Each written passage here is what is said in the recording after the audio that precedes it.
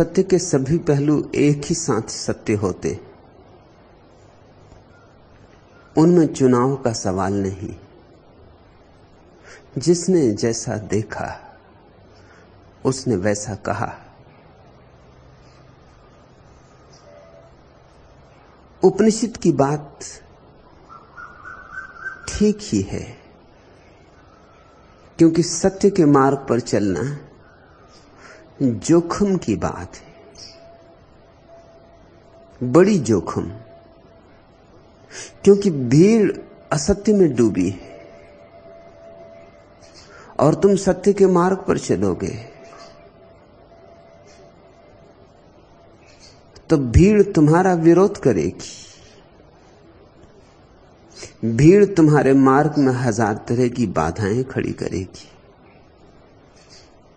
भीड़ तुम पर हंसेगी, तुम्हें विक्षिप्त कहेगी। भीड़ में एक सुरक्षा है। सत्य के मार्ग पर चलने वाला व्यक्ति अकेला पड़ जाता है। भीड़ उससे नाते तोड़ लेती, उससे संबंध विच्छिन्न कर लेती। समाज उसे शत्रु मानता है। नहीं तो जीसस को लोग सूली देते कि मंसूर की गर्दन काटते। वे तुम्हारे जैसे ही लोग थे जिन्होंने जीसस को सूली दी और जिन्होंने मंसूर की गर्दन काटी। अपने हाथों को गौर से देखोगे तो उनमें मंसूर के खून के दाग पाओगे। तुम्हारे जैसे ही लोग थे, कोई दुष्ट नहीं थे। भले ही लोग थे, मंदिर और मस्जिद जाने वाले लोग थे, पंडित पुरोहित थे, सदाचारी सच्चरित्र संत थे। जिन्होंने जीसस को सूली दी वो बड़े धार्मिक लोग थे, और जिन्होंने मंसूर को मारा उन्हें भी कोई अधार्मिक नहीं कह सकता। लेकिन क्या कठिनाई आ गई। जब भी आंख वाला आदमी अंधों के बीच में आता है तो अंधों को बड़ी अड़चन होती। आंख वाले के कारण उन्हें यह भूलना मुश्किल हो जाता है कि हम अंधे। अहंकार को चोट लगती, छाती में घाव हो जाते। न होता यह आंख वाला आदमी, न हम अंधे मालूम पड़ते। इसकी मौजूदगी अखरती। ये मिट जाए तो हम फिर लीन हो जाएं अपने अंधेपन में और मानने लगे कि हम जानते हैं, हमें दिखाई पड़ता है। जब जानने वाला कोई व्यक्ति पैदा होता है तो जिन्होंने थोथे ज्ञान के अंबार लगा रखे हैं उन्हें दिखाई पड़ने लगता है कि उनका ज्ञान थोथा है, उनका ज्ञान लाश है, उसमें सांसें नहीं चलती, हृदय नहीं धड़कता, लहू नहीं बहता। उन्हें दिखाई पड़ने लगता है उन्होंने फूल जो हैं बाजार से खरीद लाए हैं, झूठे हैं, कागजी हैं, प्लास्टिक के हैं। असली गुलाब का फूल ना हो तो अड़चन पैदा नहीं होती, क्योंकि तुलना पैदा नहीं होती। बुद्धों का जन्म तुलना पैदा कर देता है। तुम अंधेरे घर में रहते हो, तुम्हारा पड़ोसी भी अंधेरे घर में रहता है और पड़ोसियों के पड़ोसी भी अंधेरे घर में रहते हैं। तुम निश्चिंत हो गए हो, तुम्हें अंधेरे से कोई अड़चन नहीं। तुमने मान लिया कि अंधेरा ही जीवन का ढंग है, शैली है। जीवन ऐसा ही है, अंधेरा ही है, ऐसी तुम्हारी मान्यता हो गई। फिर अचानक तुम्हारे पड़ोस में किसी ने अपने घर का दिया जला लिया। अब या तो तुम भी दिया जलाओ तो राहत मिले, या उसका दिया बुझाओ तो राहत मिले। और दिया जलाना कठिन, दिया बुझाना सरल। और दिया जलाना कठिन इसलिए भी कि कितने कितने लोगों को दिए जलाने पड़ेंगे, तब राहत मिलेगी। और बुझाना सरल, क्योंकि एक ही दिया बुझ जाए तो फिर अंधेरा स्वीकृत हो जाए। उपनिषद ठीक कहते हैं, सत्य के एक पहलू की तरफ इशारा है कि सत्य के मार्ग पर चलना तलवार की धार पर चलने जैसा है। और संत दरिया भी ठीक कहते हैं कि परमात्मा की खोज में जलना ही जलना है। विरह की अग्नि के बिना निखरोगे भी कैसे? जब तक विरह में जलोगे नहीं, तपोगे नहीं, राख ना हो जाओगे विरह में, तब तक तुम्हारे भीतर मिलन की संभावना पैदा ही नहीं होगी। विरह में जो मिट जाता है वही मिलन के लिए हकदार होता है, पात्र होता है। मिटने में ही पात्रता है। और जलन कोई साधारण नहीं होगी, रोआ रोआ जलेगा, कण कण जलेगा, क्योंकि समग्र होगी जलन, तभी समग्र से मिलन होगा। यह कसौटी है, यह परीक्षा है, और यह पवित्र होने की प्रक्रिया है। यही प्रार्थना है, यही भक्ति है। तो दरिया भी ठीक कहते हैं। यह दूसरा पहलू हुआ सत्य का, यह आंतरिक पहलू हुआ सत्य का। पहली बात थी जो बाहर से पैदा होगी, दूसरी बात है जो तुम्हारे भीतर पैदा होगी। समाज तुम्हें सताएगा, उसे सहा जा सकता है, कौन चिंता करता उसकी। ज्यादा से ज्यादा देह ही छीनी जा सकती है, तो देह तो छीन ही जाएगी। अपमान किया जा सकता है, तो नाम ठहरता ही कहां है इस जगत में। पानी पर खींची गई लकीर है, मिटी जाने वाला है। लोग पत्थर फेंकेंगे, गालियां देंगे, मगर ये सब साधारण बातें। जिसके भीतर लगन लगी सत्य की, वो इन सब के लिए राजी हो जाएगा। ये कुछ भी नहीं है, ये कोई बड़ा मूल्य नहीं है। भीतर की आग कहीं ज्यादा तड़फाएगी, धू धू कर जलेगी। अपने ही प्राण अपने ही हाथों जैसे हवन में रखती है। 1000 बार मन होगा कि हट जाओ, अभी भी हट जाओ, अभी भी देर नहीं हो गई है, अभी भी लौटा जा सकता है। 1000 बार संदेह खड़े होंगे कि क्या पागलपन कर रहे हो, क्यों अपने को जला रहे हो। सारी दुनिया मस्त है और तुम जल रहे हो। सारे लोग शांति से सोए और तुम जग रहे हो, और तुम्हारी आंखों में नींद नहीं, और तारे गिन रहे हो। और एक दिन हो तो चल जाए, दिन बीतेंगे, माह बीतेंगे, वर्ष बीतेंगे, और कोई भी पक्का नहीं कि मिलन होगा भी। यही पक्का नहीं है कि परमात्मा है। पक्का तो उसी को हो सकता है जिसका मिलन हो गया। मिलन जिसका नहीं हुआ है वह तो श्रद्धा से चल रहा है, होना चाहिए ऐसी श्रद्धा से चल रहा है, होगा ऐसी श्रद्धा से चल रहा है। झलकें दिखाई पड़ती हैं उसकी, सुबह उगते सूरज में, रात तारों भरे आकाश में, लोगों की आंखों में झलकें मिलती हैं उसकी। इतना विराट आयोजन है तो इसके पीछे छिपे हुए हाथ होंगे, और इतना संगीतबद्ध अस्तित्व है तो इसके पीछे कोई छिपा संगीतज्ञ होगा। ऐसी मधुर वीणा बज रही है तो अपने से नहीं बज रही होगी। यह संयोग ही नहीं हो सकता। वैज्ञानिक कहते हैं जगत संयोग है, पीछे कोई परमात्मा नहीं। एक वैज्ञानिक ने इस पर विचार किया कि अगर जगत संयोग है तो इसके बनने की संभावना कैसे, कितनी है।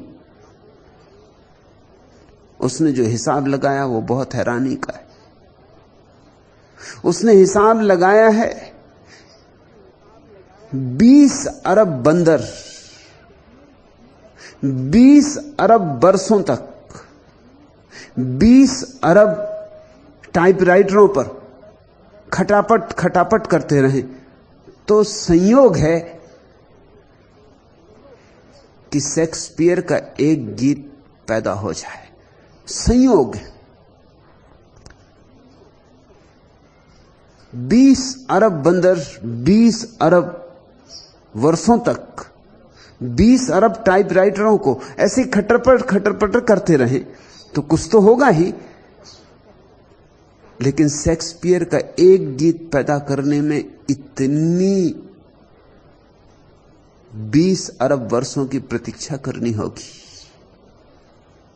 शेक्सपियर का एक गीत पैदा करने में, और यह अस्तित्व गीतों से भरा है। हजार हजार कंठों से गीत प्रकट हो रहे हैं। हजारों शेक्सपियर पैदा हुए हैं, होते रहे। और जरा तारों के इस विस्तार को, इसकी गतिमयता को, इसके छंद को तो देखो। इस अस्तित्व की सुव्यवस्था को तो देखो। इसके अनुशासन को तो देखो। जगह जगह छाप है कि अराजकता नहीं है। कहीं गहरे में कोई संयोजन बिठाने वाला हृदय, कहीं कोई चैतन्य सबको संभाले, अन्यथा सब कभी का बिखर गया होता। कौन जोड़े है इस अनंत को, इस विस्तार को कौन संभाले? तुम मरुस्थल में जाओ और तुम्हें एक घड़ी मिल जाए पड़ी हुई, तो क्या तुम कल्पना भी कर सकते हो कि यह संयोग से बन गई होगी?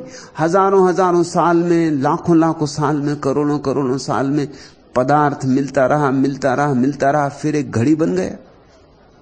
और घड़ी कोई बड़ी बात है, लेकिन एक घड़ी भी अगर तुम्हें रेगिस्तान में पड़ी मिल जाए तो भी पक्का हो जाएगा कि कोई मनुष्य तुमसे पहले गुजरा है, कि तुमसे पहले कोई मनुष्य आया है।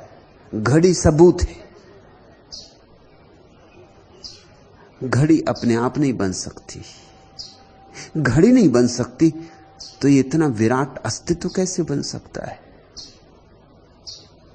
घड़ी नहीं बन सकती तो मनुष्य का ये सूक्ष्म मस्तिष्क कैसे बन सकता है? सिर्फ पदार्थ की उत्पत्ति, जैसा मार्क्स कहता है। मार्क्स की सुंदर कृतियां, कम्युनिस्ट मैनिफेस्टो नहीं बन सकता अकारण, और न दास कैपिटल लिखी जा सकती है अकारण। संयोग मात्र नहीं, पीछे कोई सधे हाथ है। मगर यह श्रद्धा है। जब तक मिलन न हो जाए, जब तक परमात्मा से हृदय का आलिंगन न हो जाए, जब तक बूंद सागर में एक न हो जाए, तब तक ये श्रद्धा है।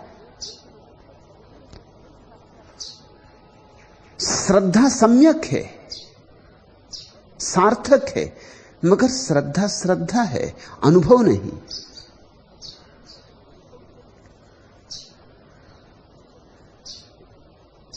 तो मिलन के पहले विरह की अग्नि तो होगी। और चूंकि मिलन की शर्त यही है कि तुम मिटो तो परमात्मा हो जाए। जब तक तुम हो परमात्मा नहीं, और जब परमात्मा है तब तुम नहीं। कबीर कहते हैं, हेरत हेरत है सखी रहा कबीर हेराई। चले थे खोजने, कबीर कहते हैं, और खोजते खोजते खुद खो गए। और जब खुद खो जाते हैं तभी खुदा मिलता है। जब तक खुद ही है तब तक खुदा नहीं। तो जलन तो बड़ी है, अपने ही हाथों से अपने को चिता पर चढ़ाने जैसी है। साधारण प्रेम की जलन तो तुमने जानी। किसी से तुम्हारा प्रेम हो गया तो मिलने की कैसी आतुरता होती। 24 घड़ी सोते जागते एक ही धुन सवार रहती, एक ही स्वर भीतर बजता रहता, एक तारे की तरह। मिलना है, मिलना है, एक ही छवि आंखों में समाई रहती, एक ही पुकार उठती रहती। हजार कामों में उलझे रहो, बाजार में, दुकान में, घर में, मगर रह रह के कोई हुक उठती रहती। साधारण प्रेम में ऐसा होता है। तो भक्ति की तो तुम थोड़ी कल्पना करो। करोड़ों करोड़ों गुनी गहनता, और अंतर केवल मात्रा का ही नहीं है, गुण का भी है। क्योंकि ये प्रेम तो क्षणभंगुर है जो इतना सताता है, जिससे आज प्रेम है हो सकता है कल समाप्त हो जाए, जिसकी आज याद बुलाए नहीं भूलती कल बुलाए बुलाए ना आए, ये भी हो सकता है। आज जिसे चाहो तो नहीं भूल सकते, कल जिसे चाहो तो याद ना कर पाओ, ये भी हो सकता। ये तो क्षणभंगुर है, ये तो पानी का बबूला है, ये इतना जला देता है। ये पानी का बबूला ऐसे फफोले उठा देता है आत्मा में। तो जब शाश्वत से प्रेम जगता है तो स्वभावतः सारी आत्मा दग्ध होने लगती। संत दरिया ठीक कहते, वह एक और पहलू हुआ सत्य का कि उसके मार्ग पर जलना ही जलना है। और चूंकि उपनिषद कहते हैं उसके मार्ग पर चलना खडक की धार पे चलना, और दरिया कहते हैं उसके मार्ग पे चलना अग्नि लगे जंगल से गुजरना है।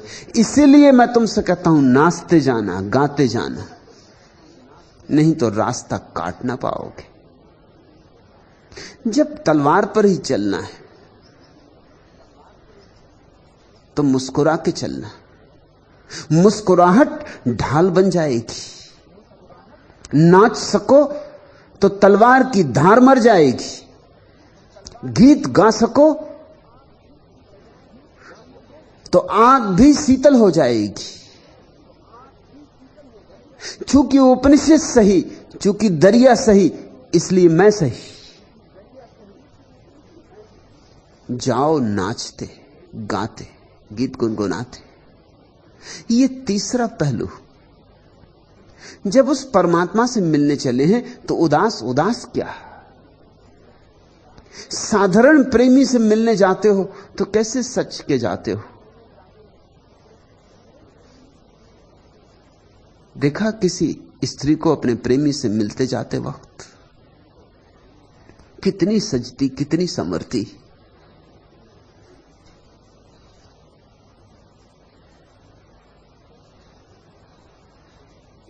कैसी अपने को आनंद विभोर मस्त मगन करती। कैसे उसके ओंठ प्रेम के वचन कहने को तड़फड़ाते। कैसा उसका हृदय लबालब रस से भरा, उंडलने को आतुर। कैसे उसका रोआ रोआ नाचता। और तुम परमात्मा से मिलने जाओगे और उदास उदास उदास उदास। ये रास्ता तय नहीं हो सकता। रास्ता वैसे ही कठिन है, तुम्हारी उदासी और मुश्किल खड़ी कर देगी। रास्ता वैसे ही दुर्गम है, तुम उदास चले तो पहाड़ सिर पे लेके चले, तलवार की धार पे चले और पहाड़ सिर लेके चले, बचना मुश्किल हो जाएगा। जब तलवार की धार पर ही चलना है तो पैरों में घुंघरू बांधो। मीरा ठीक कहती, पद घुंघरू बांध मीरा नाची रे। जब तलवार पे ही चलना है तो पैर में घुंघरू तो बांध लो। मैं तुमसे कहता हूं, अगर तुम्हारे पैरों में घुंघरू हो तो तुमने तलवार को बोथला कर दिया। ओंठों पर गीत हो, मस्त अलमस्त, जैसे आषाढ़ के पहले पहले बादल घिरे और मत्त मयूर नाचता है, ऐसे तुम नाचते चलो। तलवारें ही तब फूलों की भांति कोमल हो जाएंगी, कांटे फूल हो जाएंगे। और तुमसे कहता हूं उत्सव मनाते चलो, क्योंकि उत्सव ही तुम्हें चारों तरफ शीतलता से घेर लेगा। फिर कोई लपट तुम्हें जला ना पाएगी। जंगल में लगी रहने दो आग, मगर तुम इतने शीतल होगे कि आग तुम्हारे पास आके शीतल हो जाएगी। अंगारे तुम्हारे पास आते आते बुझ जाएंगे, लपटें तुम्हारे पास आते आते फूलों के हार बन जाएंगी। उपनिषद सही, दरिया सही, मैं भी सही, इनमें कुछ विरोधाभास नहीं है। परमात्मा के संबंध में हजारों वक्तव्य दिए जा सकते हैं जो एक दूसरे के विपरीत लगते हो, फिर भी उनमें विरोधाभास नहीं होगा, क्योंकि परमात्मा विराट है, सारे विरोधों को समाये है, सारे विरोधों को आत्मसात किए हुए। उसमें फूल भी हैं और कांटे भी हैं, उसमें रातें भी हैं और दिन भी हैं, उसमें खुला आकाश भी है जब सूरज चमकता, और बदलियों से घिरा आकाश भी है जब सूरज बिल्कुल खो जाता। परमात्मा में सब है, क्योंकि परमात्मा सब है। उपनिषद सिर्फ एक पहलू की बात कहते, दरिया दूसरे पहलू की बात कहते। उपनिषद और दरिया भिन्न भिन्न बात नहीं कह रहे हैं। और उपनिषद में और दरिया में तो तुम थोड़ा संबंध भी जोड़ लोगे कि ठीक है, खडक की धार पे चलना कि जलना, इन दोनों में संबंध जुड़ता है। मैं तुमसे बहुत ही उल्टी बात कह रहा हूं। मैं कहता हूं नाचते हुए, गीत गाते हुए, उत्सव मनाते हुए प्रभु से मिलने चले हो, श्रृंगार करो, प्रभु से मिलने चले हो, बंधनबार बांधो। उस अतिथि को बुलाया, महा अतिथि को, द्वार पर स्वागतम का आयोजन करो, रंगोली सजाओ। इतने महा अतिथि को निमंत्रण दिया है तो घर में दिए जलाओ, दिवाली मनाओ, कि गुलाल उड़ाओ, कि होली और दिवाली साथ ही साथ हो, कि छेड़ो वाद्य, कि गीत उठने दो, कि संगीत जगने दो। उस बड़े मेहमान को तभी तुम अपने हृदय में समा पाओगे। वह मेहमान जरूर आता है, बस तुम्हारे तैयार होने की जरूरत है, और बिना उत्सव के तुम तैयार ना हो सकोगे। उत्सव रहित हृदय में परमात्मा का आगमन न कभी हुआ है, न हो सकता है, क्योंकि परमात्मा उत्सव है। रसो वैसा, वह रस रूप है, तुम भी रस रूप हो जाओ तो रस का रस से मिलन हो, समान का समान से मिलन होता है।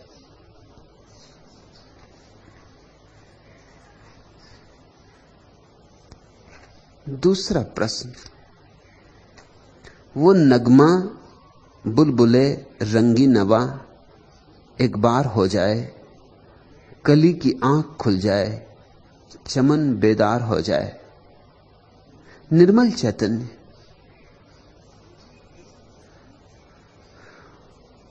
वह गीत गाया ही जा रहा है, वह नगमा हजार हजार कंठों से गूंज रहा है।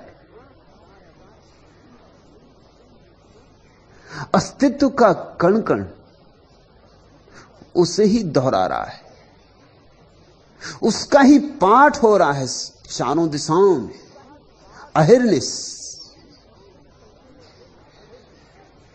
और तुम कहते हो वो नगमा बुलबुले रंगी नवा एक बार हो जाए। वही है, बज रहा है, सब तारों पर वही सवार है, सब द्वारों पर वही खड़ा है। तुम कहते हो एक बार, वही बार बार हो रहा है। कली की आंख खुल जाए, चमन बेदार हो जाए।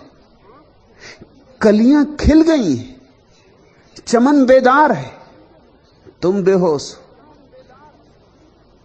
दोष कलियों को मत दो और दोष चमन को भी मत देना, और ये सोच के भी मत बैठे रहना कि वो गीत गाए तो मैं सुनने को राजी हूं।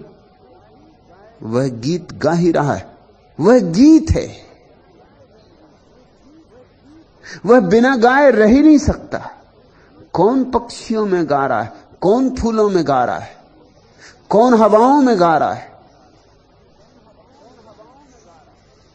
अनंत अनंत रूपों में उसी की अभिव्यक्ति है।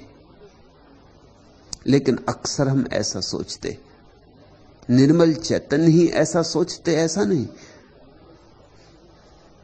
अधिकतर लोग ऐसा ही सोचते कि एक बार परमात्मा हो दिखाई पड़ जाए, एक बार उससे मिलन हो जाए, और रोज तुम उससे ही मिलते हो मगर पहचानते नहीं। जिसमें भी आता है तुम्हारे द्वार वही आता है, मगर प्रतिविज्ञा नहीं होती।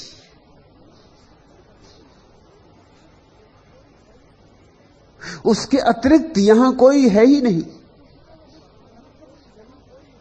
तुम पूछते हो परमात्मा कहां है, मैं पूछता हूं परमात्मा कहां नहीं है।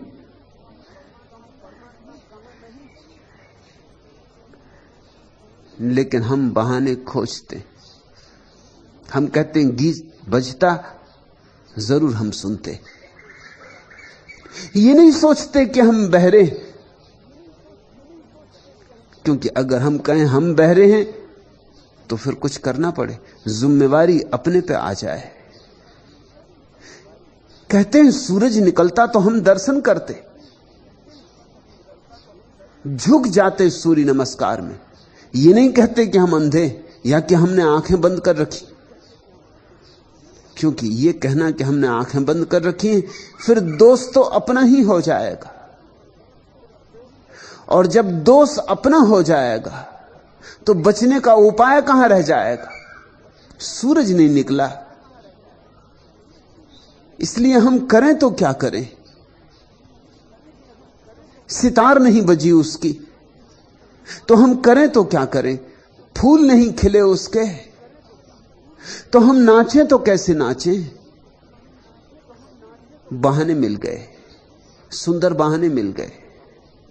इनकी ओट में अपने को छिपाने का उपाय हो जाए। वह प्यारा हमारे द्वार पर दस्तक ही नहीं दिया, तो हम कहें तो किसको कहें कि आओ।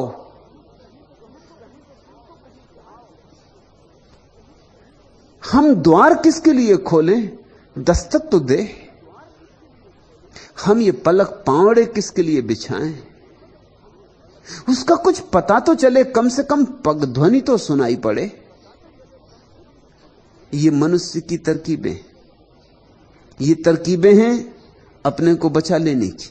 ये तरकीबें हैं कि हम जैसे हैं ठीक है, गलती है अगर कुछ तो उसकी।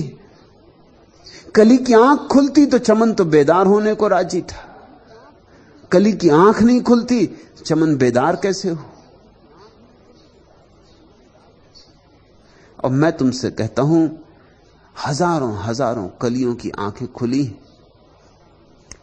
चमन बेदार है। तुम सोए हो, सिर्फ तुम सोए हो। जिम्मेवारी है तो सिर्फ तुम्हारी है। ये तीर तुम्हारे हृदय में चुभ जाए कि जिम्मेवारी है तो सिर्फ मेरी। मैंने आंखें बंद कर रखी, मैंने कान वज्र बधिर कर रखे। तो क्रांति की शुरुआत हो गई, तो पहली किरण शुरू हुई, तो पहला कदम उठा। अब कुछ किया जा सकता है। अगर आंख मैंने बंद की है तो कुछ कर सकता हूं मैं, मेरे हाथ में कुछ बात हो गई, आंख खोल सकता हूं। जब हम दूसरे पे टाल देते और जब हम अनंत पे टाल देते तो हम निश्चिंत होकर सो रहते। और एक करवट ले लो, कंबल को और खींच लो और थोड़ा सो जाओ। अभी सुबह नहीं हुई, जब सुबह होगी तब उठेंगे। और मैं तुमसे कहता हूं सुबह ही सुबह है, हर घड़ी सुबह है।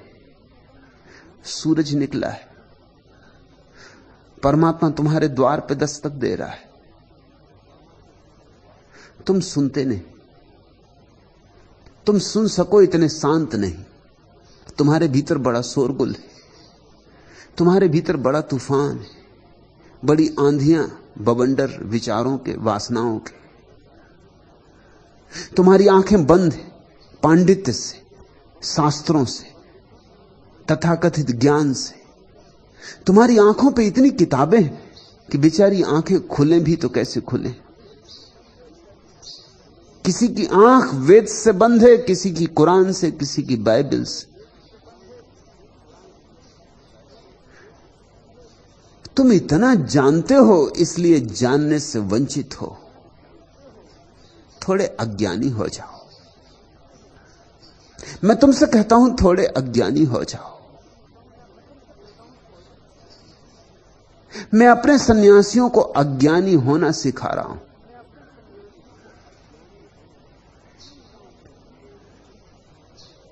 छीन रहा हूं ज्ञान उनका, क्योंकि ज्ञान ही धूल है दर्पण पर, और ज्ञान छिन जाए और दर्पण कोरा हो जाए, निर्दोष जैसे छोटे बच्चे का मन, ऐसा निर्दोष, तो फिर देर नहीं होती, पल भर की देर नहीं होती, तत्क्षण उसकी पगध्वनि सुनाई पड़ने लगती, तत्क्षण द्वार पर उसकी दस्तक दिखाई पड़ने लगती, तत्क्षण सारा